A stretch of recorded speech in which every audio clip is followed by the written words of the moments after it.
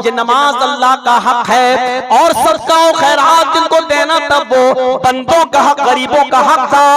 अल्लाह अपना हक माफ कर सकता है, लेकिन अगर किसी ने किसी बंदे का हक मारा है तो अल्लाह उसको कभी माफ नहीं करेगा जब तक कि बंदा उसको माफ। आज आपने सोचा है कि इस मस्जिद को बनाने में मैं 1000 रुपया दूंगा और आपके पास 1000 रुपया है, फौरन दीजिए।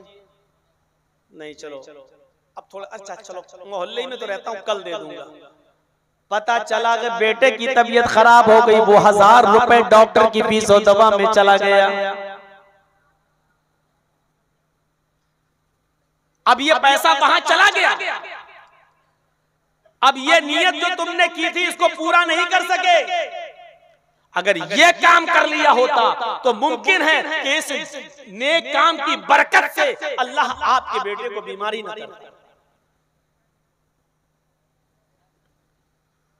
कितने लोग ऐसे हैं जो 5 वक्त के नमाजी हैं, लेकिन कोई महत्वपूर्ण, कोई इंपॉर्टेंट मैच आ रहा है और 2-3 ओवर रह गए फाइनल होने में, इधर अजान की आवाज आती है, हय्या अलस सलाह। ये 5 वक्त का नमाजी दिल चाहता है कि मैं नमाज के लिए जाऊं, लेकिन सोचता है यार 2 ही तो ओवर रह गए, 12 बॉलें रह गई, चलिए इसको देख लेते हैं, पता नहीं क्या रिजल्ट निकलेगा, बड़ा मैच फंसा हुआ चल रहा, देखे कौन जीतता है। चलो नमाज तो बाद में भी पढ़ लूंगा, अभी तो अरे 12 बॉलें तो अभी फिक जाएंगे, अभी चलो जमात मिल जाएगी। और वो नमाज का इरादा हुआ, लेकिन मैच देखने के चक्कर में फिर रुक गया, इसको देख लेता हूँ फिर जाता हूँ, चलो जमात निकल जाएगी बाद में पढ़ लेंगे। और उसने इस नेक इरादे के होते हुए भी वो नहीं गया और रुक गया। यानी शैतान ने, देखो अल्लाह ने इरादा पैदा किया उसके अंदर, दिल में डाला, शैतान ने उसके इरादे को बदल दिया। अब वो बेचारा जब गया तो मैच तो देख ही लिया, लेकिन जब मस्जिद में गया तो जमात हो चुकी थी, अब वो अकेले नमाज पढ़ रहा है। मेरे भाइयों, अब ये अकेले नमाज पढ़ने का सवाब भी कम है, और दूसरी बात ये कि जानबूझकर आपने जो जमात छोड़ी है इसका गुनाह तो आपको पड़ेगा ही। आप ये मत सोचिए कि नमाज पढ़ ली तो हमारी नमाज हो गई। हमने 1:45 बजे या 12:30 बजे जमात थी जोहर की, चलिए नहीं पढ़ सके, 1:45 पे पढ़ ली। आपने अपने जानबूझकर नमाज छोड़ी है, इसलिए जानबूझकर नमाज छोड़ने का गुनाह तो आपको पड़ेगा। ये अलग बात है कि आप अपनी फर्ज की अदायगी से आप बरी जिम्मा तो हो जाएंगे, नमाज तो आपने पढ़ ली, लेकिन जमात को जानबूझकर छोड़ा है, उसका गुनाह आपके सर पर लादा जाएगा, इससे आप नहीं बच सकते हैं। तो मेरे भाइयों, हमें और आपको इस बात को सोचना है कि नेक काम करने का हुक्म नहीं दे रहा अल्लाह, बल्कि नेक कामों को जल्दी करने का हुक्म दे रहा है। सारिऊ इला मग़फ़िरतिन मिन रब्बिकुम व जन्नतिन, अपने रब की मग़फ़िरत और हुसूल जन्नत के लिए जल्दी करो। खुद अल्लाह के रसूल का हाल था। आइए उस वाक़े को भी सामने रखिए। अल्लाह के रसूल सल्लल्लाहु अलैहि वसल्लम तो मस्जिद में दाखिल हो चुके हैं, हजरत बिलाल ने इकामत कह दी है, तकबीर कह दी गई है, इकामत हो गई है। अल्लाह के नबी मुसल्ले इमामत पर खड़े हैं, अभी अल्लाहु अकबर कहकर नियत नहीं बांधी। हजरत बिलाल ने इकामत कही, अल्लाह के रसूल आगे खड़े हैं, अचानक मुड़ते हैं और बगैर नमाज पढ़ाए मस्जिद से निकल जाते हैं और सहाबा से कहते हैं रुको मैं अभी आ रहा हूं। अब सहाबा तो समझे, हो सकता है क़ज़ाए हाजत की जरूरत हो, पेशाब लेटरिन की जरूरत हो, लेकिन ऐसा नहीं था। अल्लाह के नबी सीधे घर गए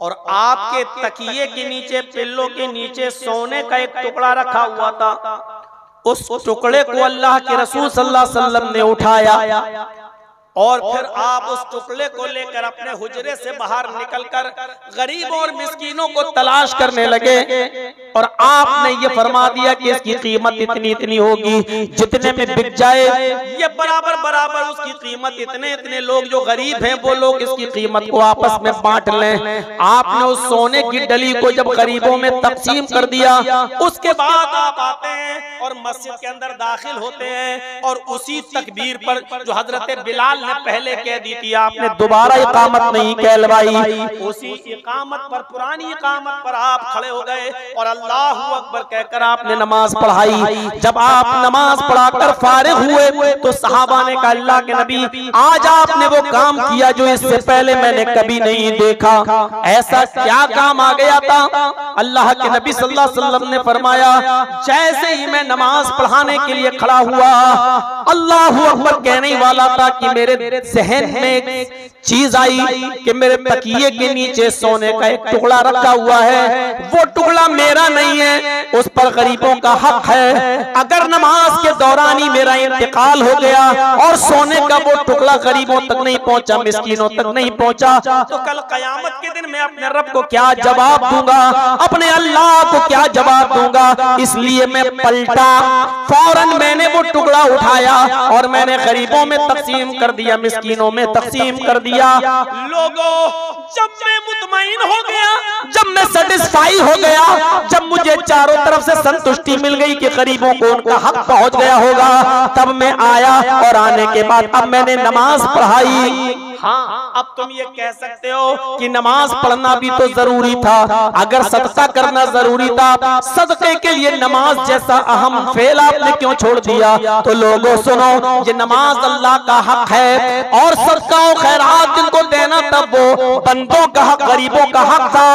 अल्लाह अपना हक माफ कर सकता है, लेकिन अगर किसी ने किसी बंदे का हक मारा है तो अल्लाह उसको कभी माफ नहीं करेगा जब तक कि बंदा उसको माफ न कर दे। इसलिए मैंने सोचा कि अगर मैं नमाज पढ़े बगैर मर गया, इंतकाल हो गया मेरा, तो कयामत के दिन अल्लाह तो अपना हक माफ कर सकता है, लेकिन अगर बंदों का हक मारा गया और अगर मैं इसको अपने घर में रख कर रह गया तो कयामत के दिन अल्लाह रब्बुल आलमीन मुझे कैसे माफ करेगा और मुझे अपने रब के सामने क्या जवाब देना है। इसलिए मैंने सबसे पहले गरीबों का हक अदा कर दिया, उसके बाद आया और मैंने नमाज पढ़ाई है। वो सारे ओ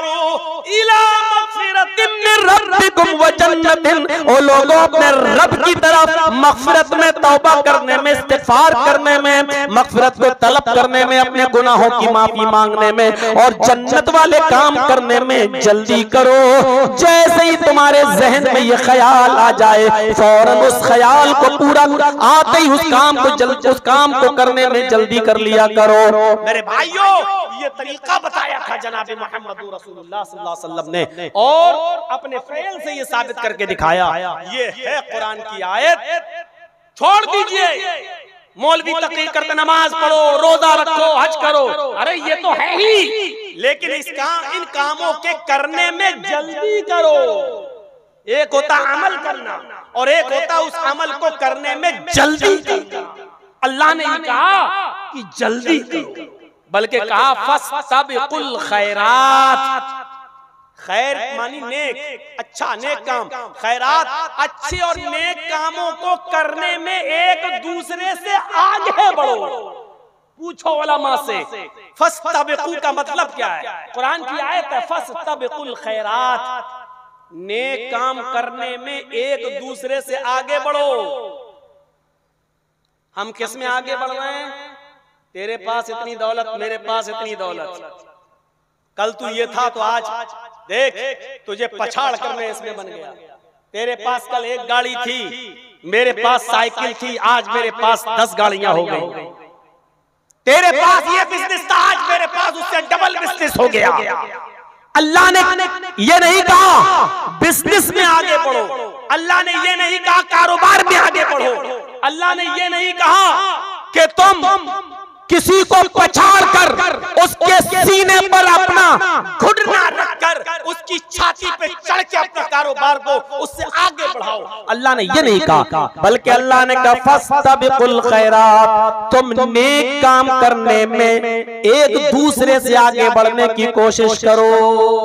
एक दूसरे से आगे बढ़ो लेकिन नेक काम करना। ये आदमी रात में उठता है, तहज्जुद पढ़ता है, अच्छा कितना नेक आदमी है, ओफो ये भी अल्लाह का बंदा है, एक मैं भी अल्लाह का बंदा हूँ और मुझे तो इशा की नमाज की भी तौफीक नहीं मिलती, क्यों ना मैं इससे भी ज्यादा अल्लाह की इबादत करूं। बढ़ो आगे, कौन मना कर रहा है आपसे? ये आदमी सिर्फ तहज्जुद पढ़ के सोता है, तू तहज्जुद के बाद अपने दोनों हाथों को उठाकर अपने रब से मांग, कितना मांगना है, कौन रोकता है आपको? ये आदमी गरीबों में 1000 रुपया खर्च करता है, लेकिन आप रिया नमूद और शोहरत के लिए नहीं, दिखावे के लिए नहीं। अच्छा इसने गरीब 100 रुपए की मदद की, चलो अल्लाह ताला उसको जज़ाए खैर दे, अल्लाह ने मुझे और ज्यादा माल दिया है, हम 10,000 खर्च करेंगे अल्लाह की राह में। करिए आगे, कौन मना कर रहा है आपको इस बात से? कोई नहीं रोक रहा है। अल्लाह ने यही तो कहा फस्तबिकुल खैरात, नेक काम करने में आगे